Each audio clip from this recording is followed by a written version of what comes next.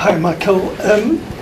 It's just over a week ago that Sir Jim Ratcliffe made his comments on immigration. Obviously, they've had a global impact, but they've also been condemned by many people, including all Manchester United's major fans organisations. As the most visual face of the club, as the manager, the person that we hear from more than anyone else, could you give us your assessment of those comments and the impact they've made? Yeah, I think that Sir Jim's made a statement, and then the club's made a statement on the back of it, really. So for me to add to that is not my place to add to that. I think enough's been said in that regard. I think what I can say is, as I've been around this club many years, and I think we always make a huge impact globally in whatever way, and we're really responsible for that. And you know, throughout the years, as a player, as a member of staff, as a supporter, I think we're really proud of the environment and the culture that we've got at the club, and equality and diversity and respect for each other is something that we look to carry through every day. And I've travelled the world, and I know what this club means to an awful lot of people, so fully aware of the responsibility, and we're trying to carry that out every single day. Is there a possibility that Sir Jim's comments undermine that? You were part of a multicultural squad. Sir Alex Ferguson made a point of emphasising the different backgrounds in that squad and said it was one of the reasons why you were so successful. You're now in charge of a squad with players from all kinds of different backgrounds, both from England and overseas. Have you had to speak to them? And is Sir Jim's comments possibly undermining unity and what you are trying to achieve? We got a really strong group, whether that's the players in around the dressing room, and the staff, and certainly around the club and outside of the club, but certainly within the club.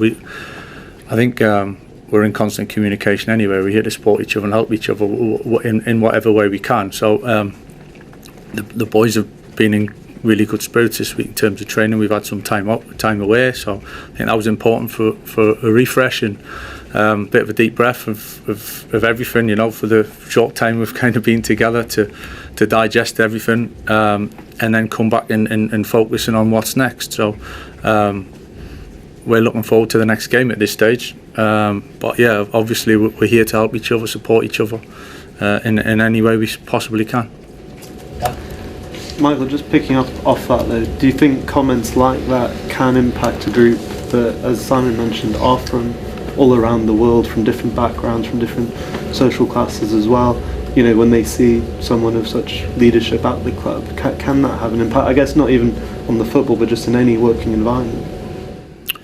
Yeah, I think part of being at this club, we understand what it's like, and globally, and as I said, the responsibilities we have, and within this, and I can only speak from my personal experiences of being here for a long time, and with various managers, with various staff, supporters largely probably stayed the same, gathered some new supporters over the years, but all backgrounds, different backgrounds, and it's something we're fully aware of, and I am, and I'm proud of of what the club stands for and has done for so long, really, and I'm really aware of that. Just on team news now, looking ahead to Monday, I think you mentioned Mason Mount could be close back to fitness for Everton, and De Ligt. Do you have any kind of updates on those especially? Yeah, Mason's getting closer. I think we're really we're going to be patient as well, and we have been patient with him. So we don't want to push anything. He's an important part of the group, Mason, and we want him back and fit, and he'll have a big impact for us. So he's getting closer, which is good for us. Matt's a little bit working towards it, but as I said last week, he's a little bit behind Mason, really. So we're just trying to work with him to progress him to get him a bit closer, really. Michael, how'd you go about beating Everton? Listen, there's a lot goes into a game. David's teams are hard to play against, you know, and he's such a good manager, and with the experience he's got, and knowing what it takes to have success in this league, and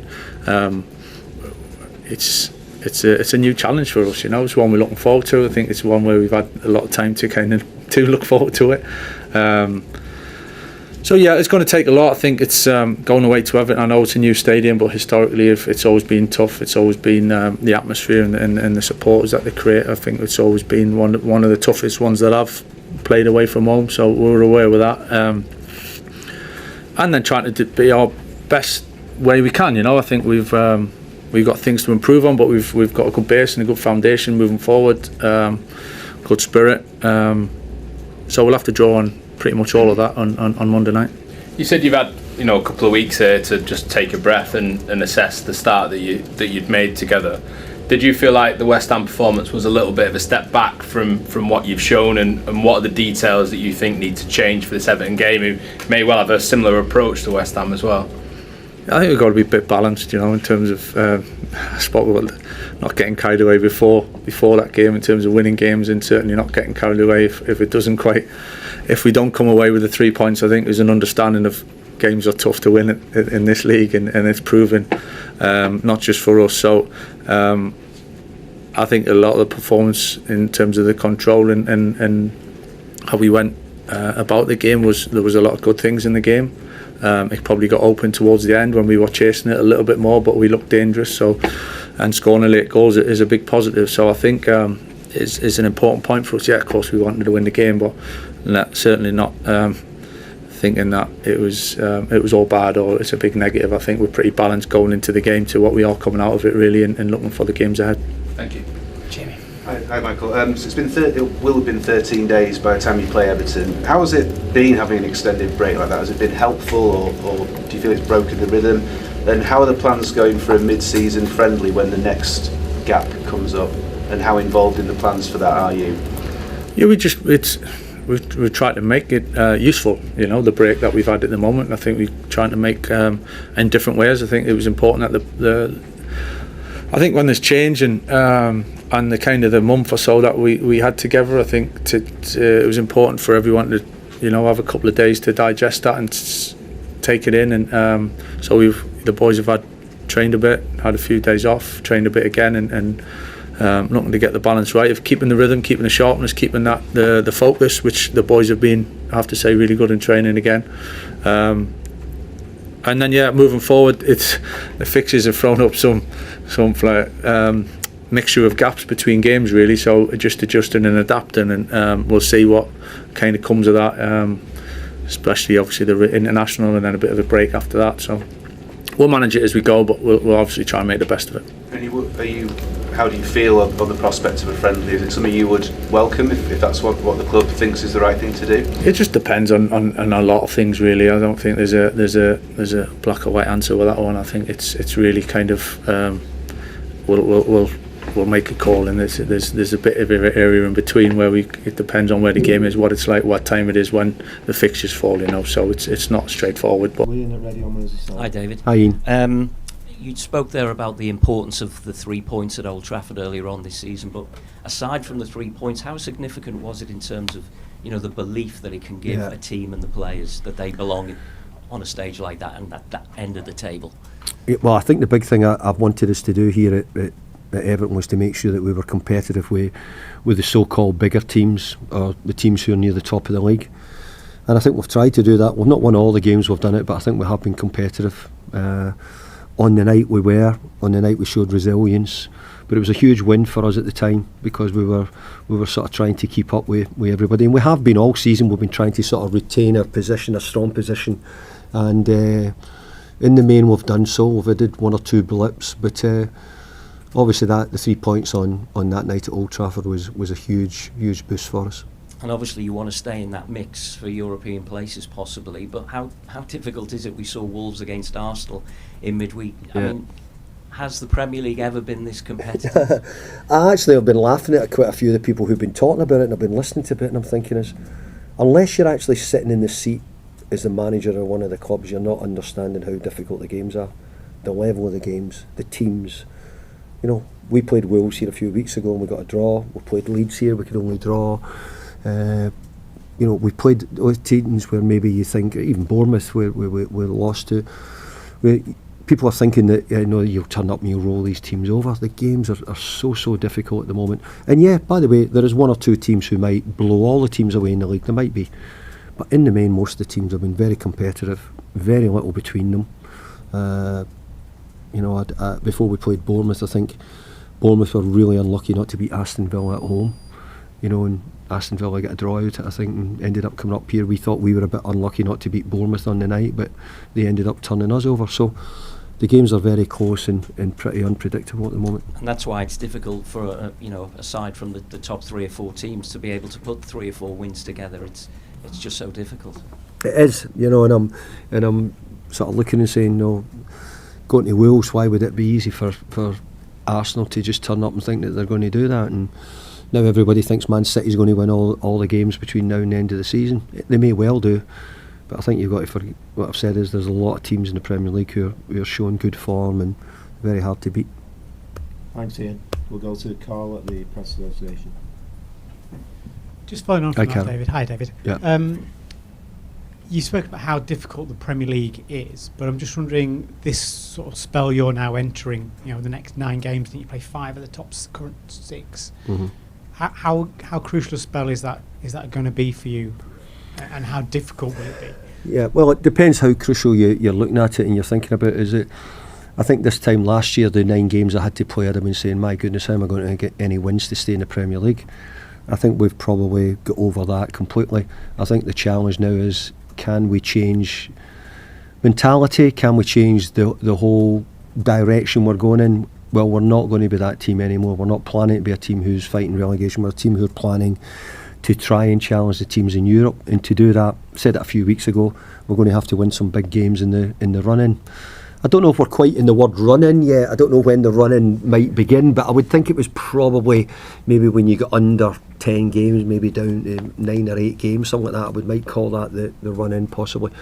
But I know what you mean at the moment. We're in a batch of big games. Look, we'll get everybody fit bar Jack Grealish, so we're probably in as good a physical shape as far as that goes.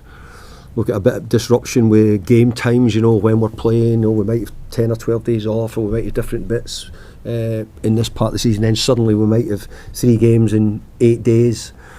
So we've not got a particularly consistent calendar regarding the games, but we've certainly got hard games to come. Thanks, Carl. We'll go to Will. Hi, David. Just ask how the last 2 weeks, the sort of time off has been for the squad. Has there been a bit of time off and just time to work stuff on the training ground as well? Yeah, all of that. It's actually not easy for a manager when you get the long periods off, because it's not what we're planning. Sometimes in the scheduling changes.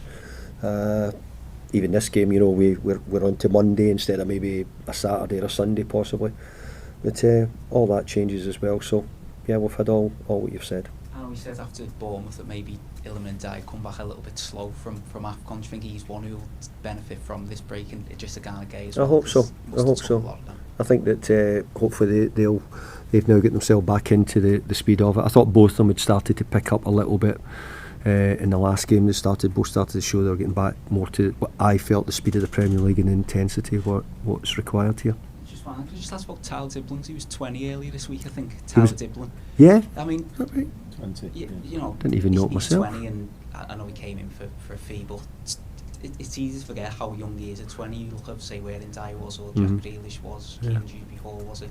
At 20. Yeah. To 200 miles away. Is it just that sort of things have to take into account? I think it's one who we're saying is we think we've got a really good talented player on our hands. We need him to develop and get used to us a little bit. He'll probably need a bit of time, and even me looking towards the start of next season, I'm saying, pre-season friendlies, etc. All those things will help get him more established than when we got him in. But look, he's beginning to learn a lot more about us. He'll get game time, I'm sure, between now and the end of the season. So it's good. I didn't realise it was his birthday. I feel terrible now because I didn't realise it. Yeah. He's a quiet boy, as you can see. Any further questions in the open section before we move on? No? Okay, thank you.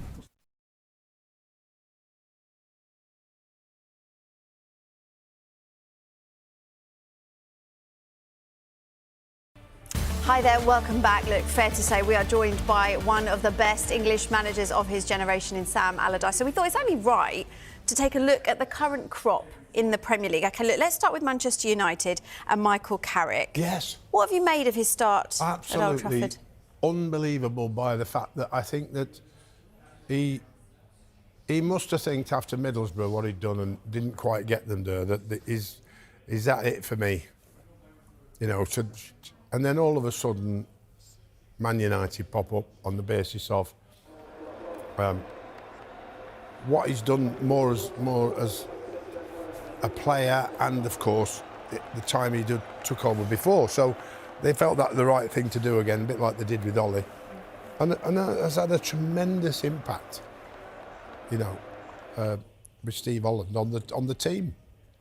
And I think that he's brought a bit of relief and a bit of excitement back to the players.